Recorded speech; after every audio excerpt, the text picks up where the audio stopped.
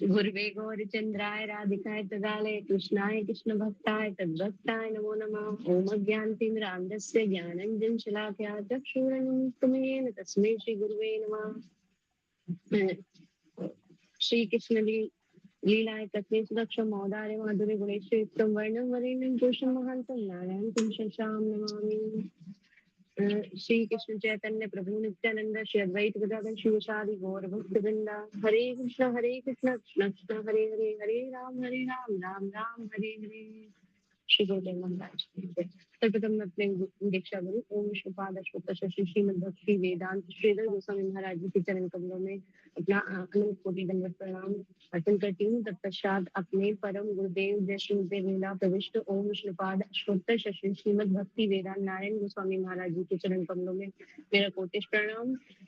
तत्पश्चात मेरे परम गुरुदेव ओम जय श्री लीला प्रविष्ट ओम विष्णुपाद अष्टोत्तर शश्री श्रीमद भक्ति श्री रूप सिद्धांति गोस्वामी महाराज जी के चरण कमलों में मेरा कोटिश दंडवत प्रणाम।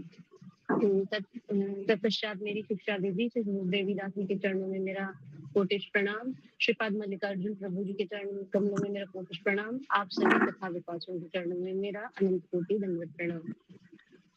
तो आज हमारा टॉपिक है चार संप्रदाय एवं गौड़ीय धारा कि ये चार संप्रदाय क्या है और इसमें हमारी गौड़ीय धारा किस तरीके से कनेक्टेड है, और ये आज का हमारा टॉपिक है।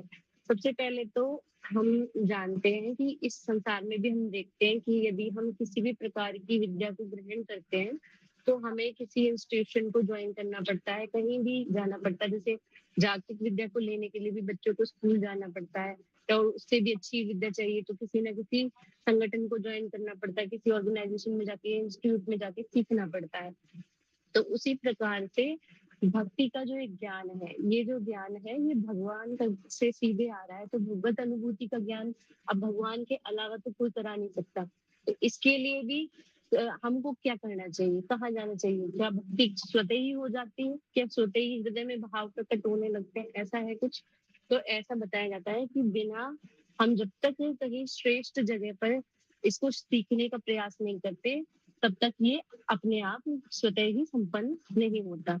तो इसके लिए बताया जाता है कि संप्रदाय संप्रदाय क्या होता है। तो संप्रदाय का क्या अर्थ है, पहले हम इसको जानते हैं।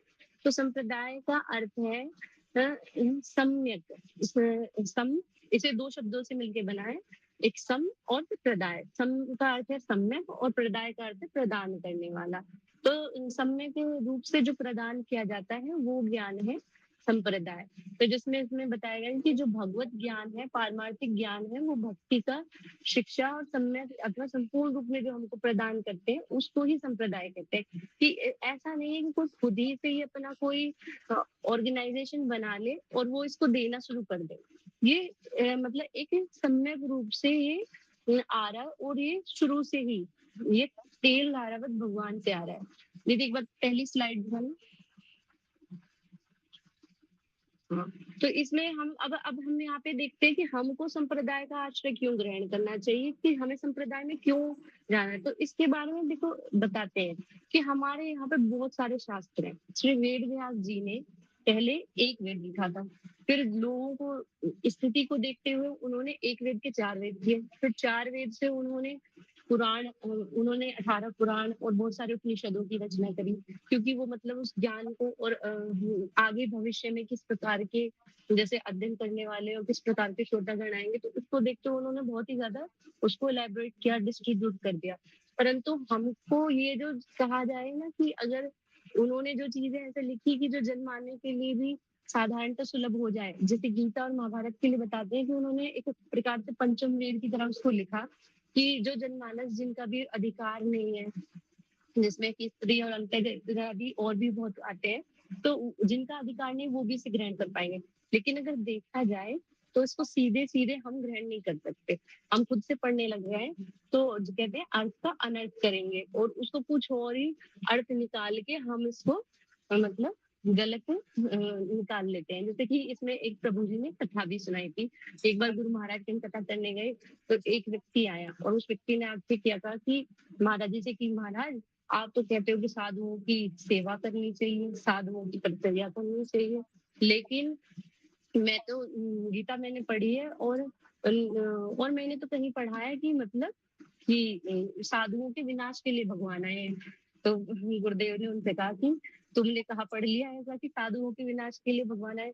तो मैंने पढ़ा है, मैंने गीता के अंदर पढ़ा है। तो उन्होंने वो श्लोक कोट किया कि जिसमें भगवान कह रहे हैं कि परित्राणाय साधुनाम विनाशाय तो दुष्कृताम।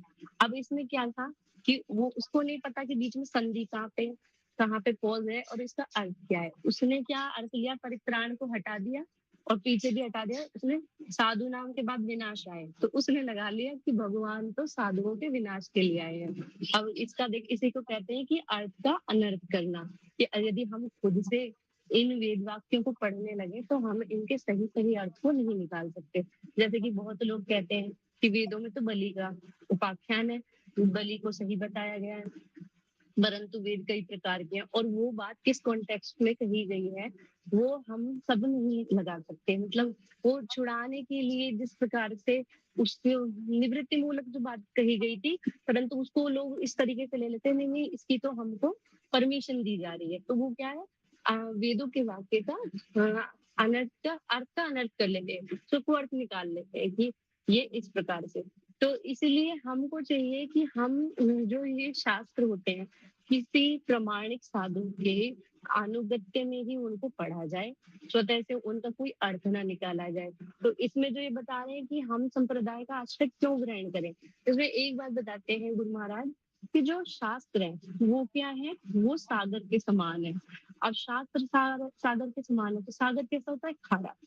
खारे सागर को यदि कोई व्यक्ति चाहे कि मैं इसको पी लूं और मैं इससे अपनी प्यास बुझाऊं और इससे अपने कार्य कर लूं, स्नान कर लूं, तो वो ऐसा नहीं कर सकता। सागर इतना ज्यादा खारा होता है तो उससे ये सब नहीं किया जा सकता।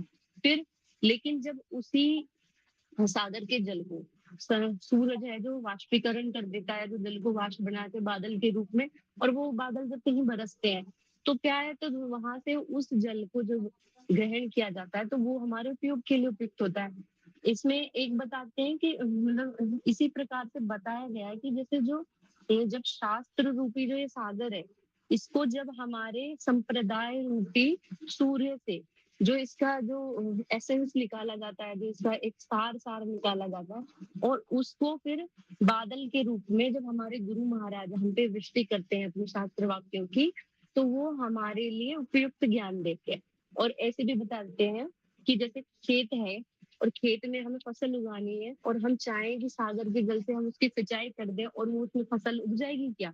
तो इतना अधिक नमक है तो फसल नहीं होगी। लेकिन और बादल है, बादल भी जैसे अगर एक साथ सारे जल को बरसा दे तो वहां पे क्या होगा, बाढ़ आ जाएगी, वहां भी फसल नहीं उग सकती। तो बादल क्या करता है, धीरे धीरे थोड़ा थोड़ा करके उस जल को बरसाता है। उससे क्या होता है कि वहां पे उपज होती है। तो गुरु महाराज जी हमारी योग्यता को देखते हुए धीरे धीरे हमको एक ज्ञान प्रदान करते हैं, जो कि हमारा क्या है, शास्त्र। इसीलिए हमें एक ऐसे संप्रदाय से जुड़ना चाहिए जहाँ पे एक ऑथेंटिक गुरु हो, एक प्रामाणिक गुरु हो, तो वो हमें इस ज्ञान को इस प्रकार से देंगे। उसमें ये भी बताते हैं कि जैसे एक बच्चा सोचता है कि अगर ये बच्चा आगे कहने लगे कि मेरी मैम को तो बस ABCD आती है, इसको कुछ आता नहीं है, तो वो बात सच नहीं है, क्योंकि मैम तो बहुत कुछ जानती है, लेकिन वो बच्चे की योग्यता के अनुसार पहली क्लास में तो भी ABCD पढ़ा रही है। तो उसी प्रकार से गुरु महाराज जी बच्चों की योग्यता के अनुसार जो शिष्यगण है उसी प्रकार से उनको थोड़ी थोड़ी मात्रा में वो ज्ञान प्रदान कर देते हैं। जब पहला सीख जाता है तब आगे बढ़ाते हैं। तो अब आगे स्लाइड दिखाना दीदी। हाँ, अब यहाँ पे श्रीमद् भगवत गीता के चौथे अध्याय के दूसरे श्लोक में भगवान कह रहे हैं कि एवं परंपरा प्राप्तम एवं राजर्षयो विदु साकालने महता योगे नष्ट परम तपः। भगवान बता रहे हैं श्री अर्जुन जी को कि ये जो ज्ञान है ये इस प्रकार है, ज्ञान विज्ञान गुरु परंपरा की परंपरा से के माध्यम से प्राप्त हुआ है और ऋषि मुनि राजाओं ने इसे इसी प्रकार से समझा है। लेकिन समय के साथ ये परंपरा टूट गई और ये ज्ञान विलुप्त हो गया। और ये भी भगवान की इच्छा से ही होता है कि भगवान अपनी इच्छा से ही बीच बीच में इसको इस ज्ञान को फिर से पुनः स्थापन करने के लिए आते हैं, क्योंकि भगवान लीला करते हैं और अपने भक्तों को आनंद देने के लिए बीच बीच में प्रकटित होते रहते हैं। तो आगे स्लाइड। तो इसमें बताया गया है कि ये स्टार्टिंग से ही है और ये भगवान से ही आकर है ये ज्ञान। तो इसलिए ये शुरुआत से भगवान से होके ये ज्ञान हमको प्राप्त हुआ है, तो हमें इसे इसी प्रकार से ग्रहण करना चाहिए। तो श्रीमद् भागवतम के 11वें स्कंद के 17वें अध्याय के 27वें श्लोक में है, आचार्य मम विजान्यात् न मन्येत कहर्चिता न मर्त बुद्ध्या स्वेद सर्वदेव मयो गुरु। तो यहाँ पे बताया गया है कि मनुष्य को आचार्य को स्वयं मेरे समान जानना चाहिए। भगवान कह रहे हैं कि आपके जो आचार्य, आपके जो गुरु हैं, आप उनको मेरे समान समझिए तथा किसी भी प्रकार से उनका अनादर नहीं करना चाहिए। उसे साधारण मनुष्य समझकर उससे ईर्ष्या नहीं करनी चाहिए, क्योंकि यह समस्त देवताओं के प्रतिनिधि है। यहाँ पे बताया जाता है कि जो जिस परिमाण में अपने गुरुदेव के प्रति समर्पित होता है, उस परिमाण में गुरुदेव उसके हृदय में सब कुछ जो शास्त्र ज्ञान है उसको प्रकटित करा देते हैं। और यहाँ पे बता रहे हैं कि भगवान बता रहे हैं कि मतलब कभी भी ऐसा नहीं समझो कि मतलब ये गुरुदेव के प्रति मर्द बुद्धि मत करो। उनके प्रति ये मत सोचो कि ये तो हमारे जैसे खा रहे हैं, हमारे जैसे बीमार होते हैं, हमारे जैसे वो सब लीला है, वो लीला कर रहे हैं। तो और वो लीलाएं भी वो हमारी वंचना करने के लिए कर देते हैं कि जो कई बार शिष्यगण ऐसा कुछ सोच रहे हो या ऐसा कुछ, तो वो बीच बीच में लीला करते रहते हैं, हमारी परीक्षा करते रहते हैं। तो भगवान कह रहे हैं कि गुरु को तुम कभी भी मर्त्य बुद्धि मत करो, नर मत समझो, वो मेरा ही स्वरूप है। तो इसलिए हमें गुरु के प्रति, और गुरु भी कैसे होने चाहिए कि तस्मात् गुरु प्रपदे जिज्ञासु उत्तमम शाब्दे परे च निष्णातम ब्रह्मण्यो क्षमा स्वयं। कि बता रहे हैं कि गुरु कैसे होने चाहिए कि जो तीन बातों में मतलब वो शास्त्र वाक्य में निपुण हो, उनमें मतलब संसार से वैराग्य हो और उन्हें ब्रह्म की अनुभूति हो। ऐसे गुरु के लिए भगवान ने ये श्लोक बोला है कि आचार्य माम विजान्या। आगे दीदी, आगे स्लाइड। यहाँ पे बता रहे हैं कि जीवेर निस्तार लागी नंद सुत हरि भुवन प्रकाश पान गुरु रूप धरी। यहाँ पे महाप्रभु की वाणी में बताया गया नंद सुत श्री कृष्ण जीवों के कल्याण के लिए संसार में प्रकट होते हैं और गुरु का रूप धारण करके, ताकि अंधकारमय संसार में प्रकाश फैले और जीवों को आत्मज्ञान मिले। तो संसार में अंधकार कैसे है, क्योंकि हम अपने स्वरूप को भूल चुके हैं। तो ये अविद्या ही अंधकार रूप होके हमको मतलब भटका रही है। तो हम भटके हुए जीवों के लिए यहाँ पे गुरुदेव आए, तो परंपरा से हमको ये ज्ञान श्री कृष्ण से प्राप्त हुआ।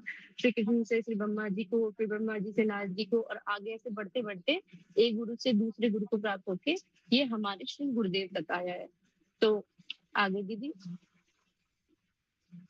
यहाँ पे एक श्लोक आ रहा है, ये श्रीमद् भागवतम के पहले अध्याय पहले स्कंद के पहले अध्याय के दूसरा श्लोक है।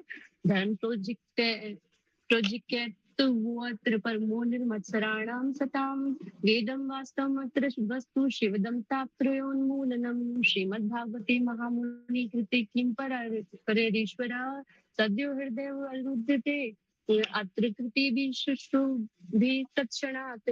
यहाँ पे भगवान बता रहे हैं कि यदि कोई भौतिकता से प्रेरित सभी धार्मिक क्रियाकलापों को पूरी तरह से नकारते हुए यह भागवत पुराण सर्वोच्च सत्य का प्रतिपादन करता है, ये सर्वोच्च सत्य को बता रहा है, स्थापित कर रहा है श्लोक, जिसे वे भक्त समझते हैं जो हृदय पूर्णतः शुद्ध है। जिनका हृदय शुद्ध है वो इसे समझ पाते हैं। सर्वोच्च सत्य वह वास्तविकता है जो सभी के कल्याण के लिए भ्रम से अलग है। ऐसा सत्य त्रिविध दुखों को जड़ से मिटा देता है। महान ऋषि वेदव्यास द्वारा संकलित ये सुंदर भागवतम, इसमें भागवतम की महिमा कही गई है कि ईश्वर प्राप्ति के लिए अपने आप में पर्याप्त है। और जो ये ज्ञान है कि भगवान जैसे सबके हृदय में चैत्य गुरु के रूप में बैठे हैं, तो जिसको जानना चाहते तो उसके हृदय में भगवान स्वयं ही प्रेरणा करते हैं। अगली स्लाइड दीदी।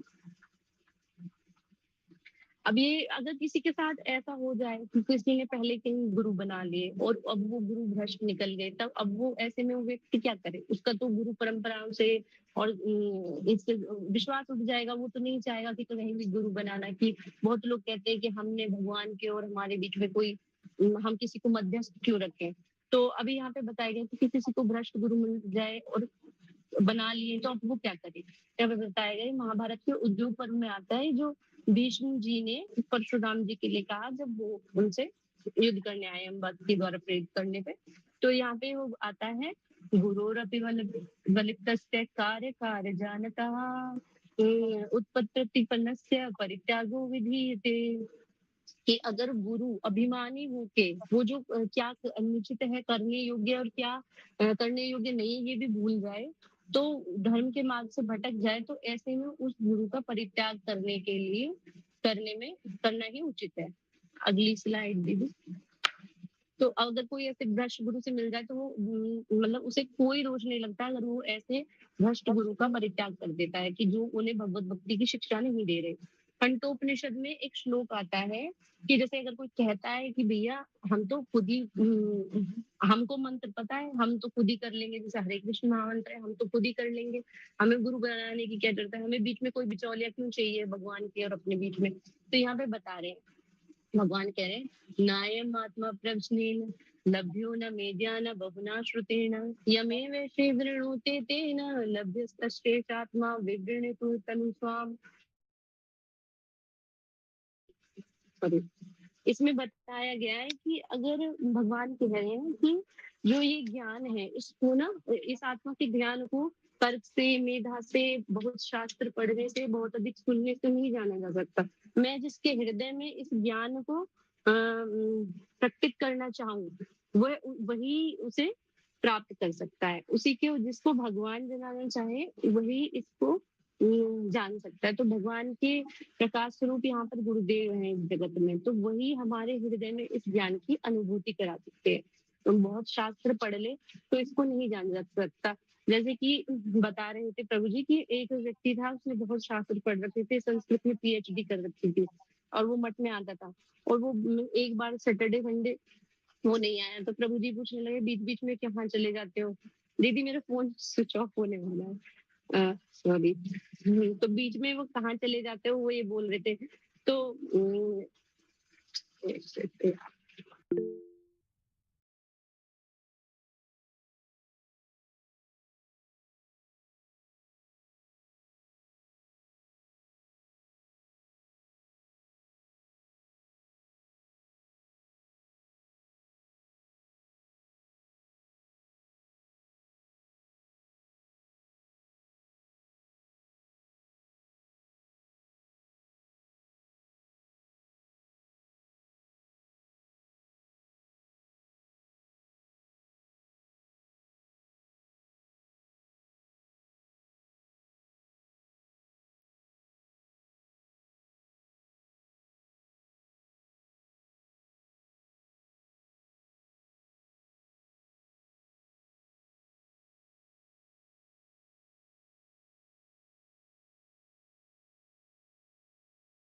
दीदी इससे कंटिन्यू करूँ दीदी मैं? हाँ जी हाँ जी। ठीक है।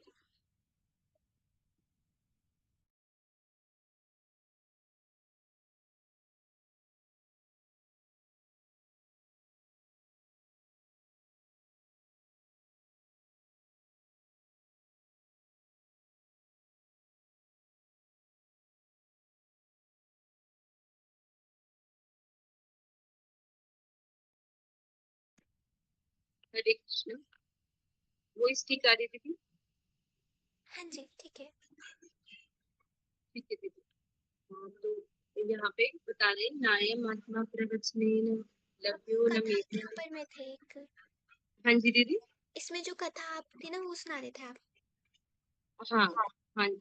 तो इसमें जो मैं कथा सुना रही थी तो उसमें बताया गया है कि मतलब प्रभु जी बता रहे थे कि सैटरडे संडे पे एक व्यक्ति, मतलब वो वैसे तो रेगुलर मठ में आते थे पर फिर वो बीच में नहीं आते थे। तो प्रभु जी ने पूछा कि आप कहाँ रहते हो।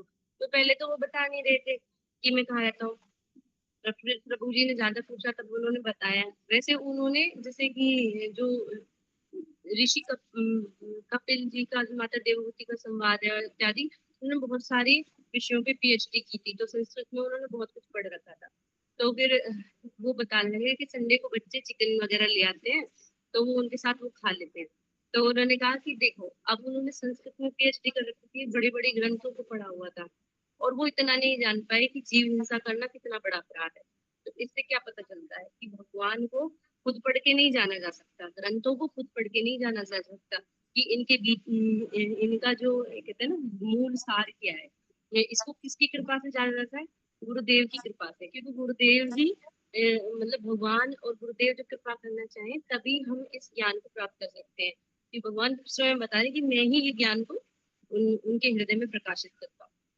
तो अगली सूक्ति पद्म पुराण में ये एक वाक्य बताया गया है कि जो संप्रदाय में नहीं शिक्षा लेते, जो संप्रदाय का मतलब शरण ग्रहण नहीं करते, तो उनके लिए वेद में क्या कहा गया है, शास्त्रों में उनके लिए क्या वाणी दी गई है। तो यहाँ पे बता रहे हैं संप्रदाय विहीना ये मंत्रा विफलामता अतैकलो भविष्यन्ति चत्वार संप्रदायिना श्री ब्रह्म रुद्र सनका वैष्णवा श्रुति पावना चत्वारस्ते कलो भव्या ये कले पुरुषोत्तमात्।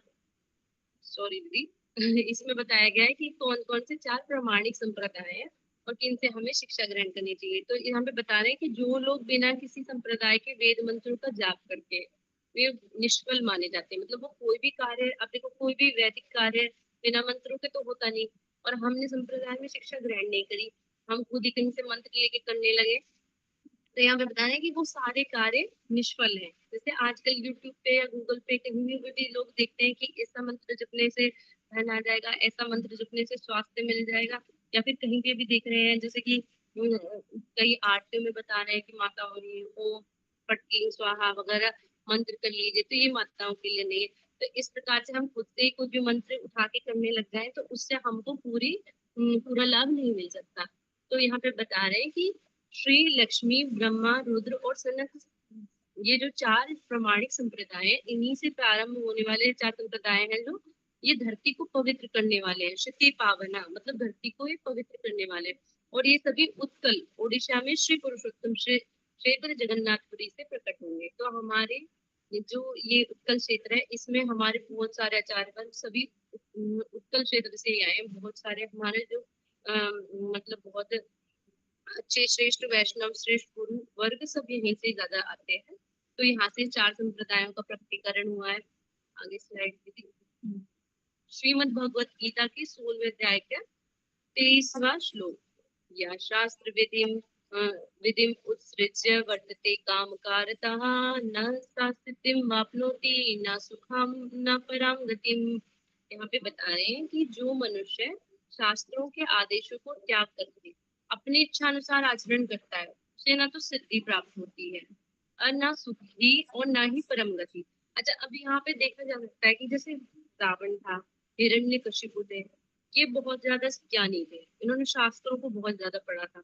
कि रावण देखो खुद ही भगवान का स्तोत्र रच रहा है भगवान शिव के लिए, तो ये ज्ञानी तो बहुत थे, परंतु इन्होंने क्या किया स्वेच्छा से कि हमारा जो मन कर रहा है हमने वैसा अर्थ निकाला, तो अपनी इच्छा अनुसार आचरण कर रहे हैं।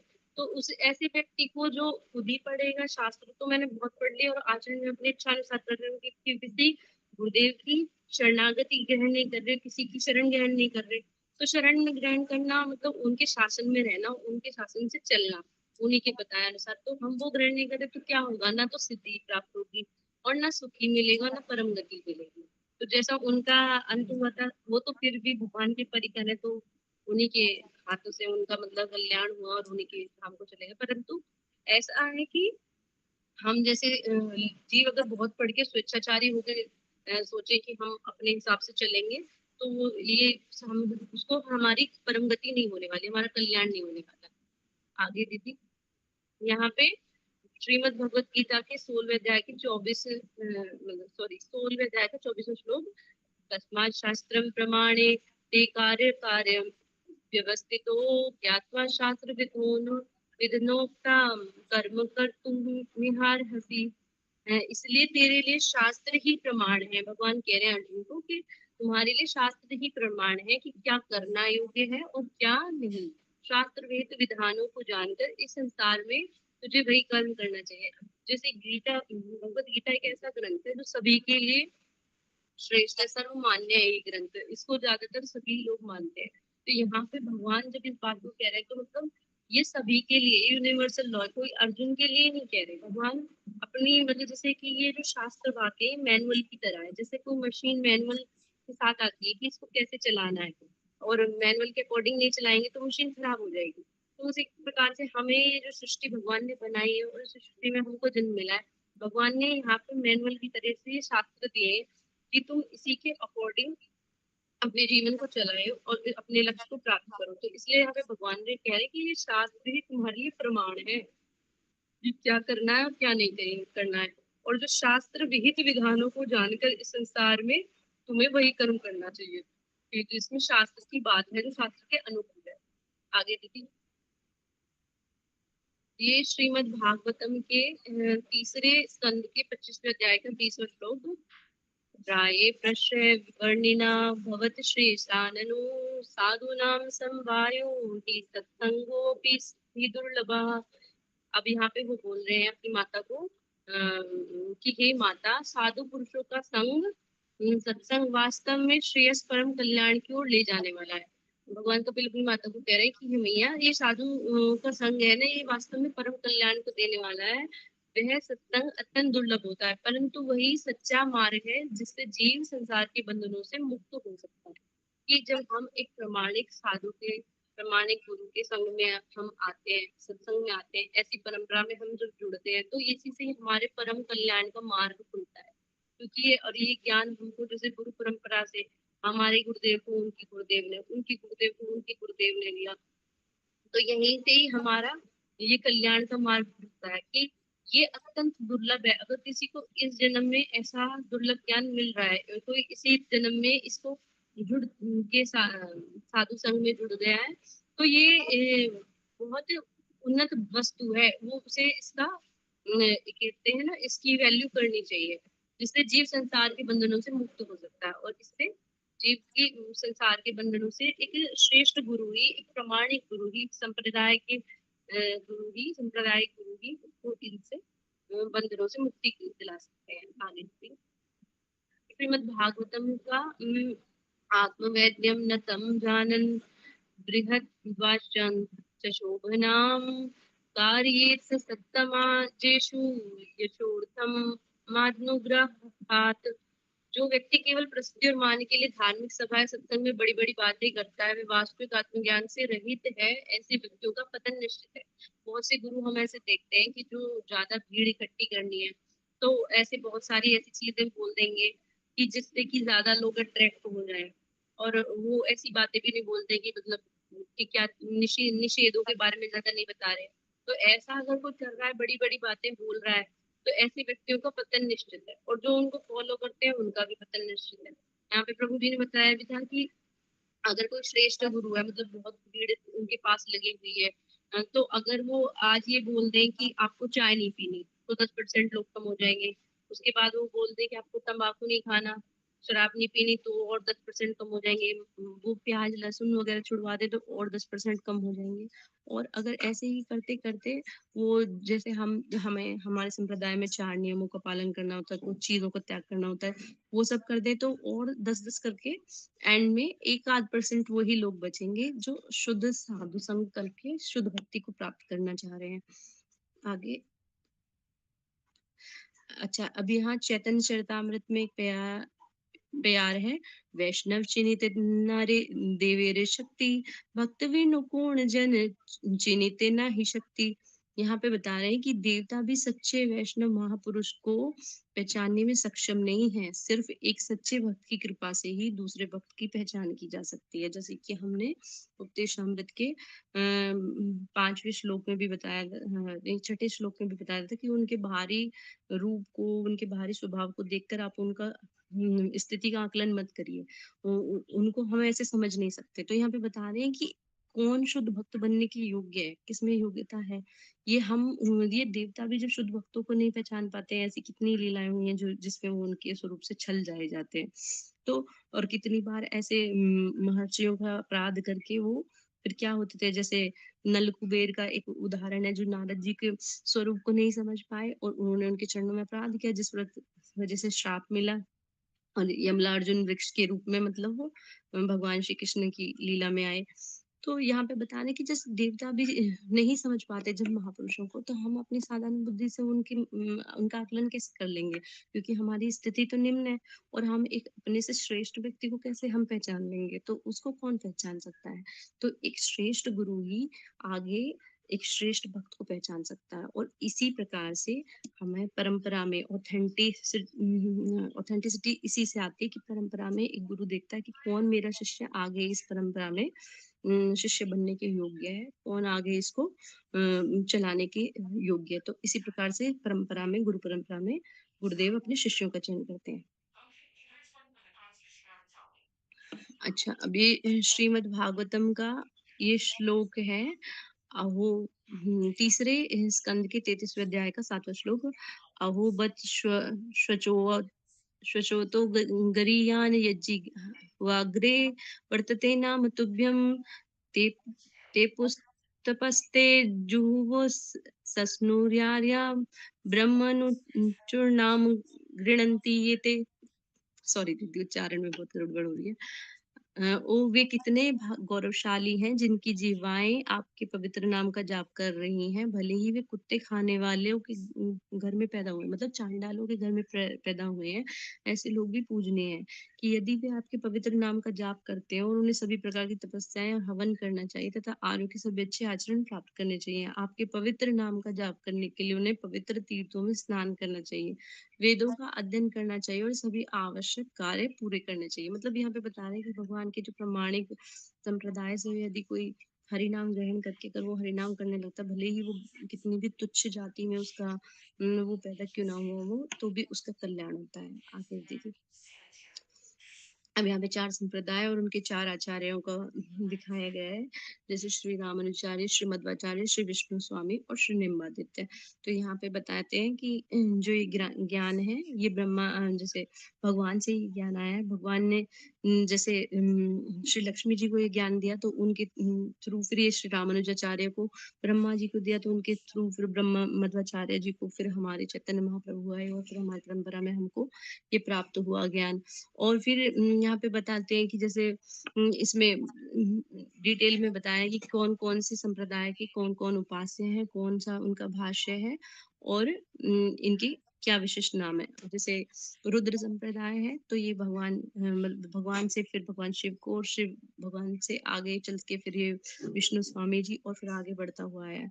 और इसी प्रकार से एक संप्रदाय जो चौथा संप्रदाय है वो सनक संप्रदाय है, तो वो भी आगे मतलब भगवान से सनकाद कुमारों को और आगे चलते चलते फिर निम्बादित्य आचार्य, जो कहीं कहीं पे निम्बा का आचार्य के नाम से भी प्रचलित है, तो उनके थ्रू ये ज्ञान आ रहा है। तो ये 4 प्रमाणिक संप्रदाय बताए हैं, श्री संप्रदाय, ब्रह्मद्र संप्रदाय, रुद्र संप्रदाय और सनक संप्रदाय, निम्बार्क संप्रदाय।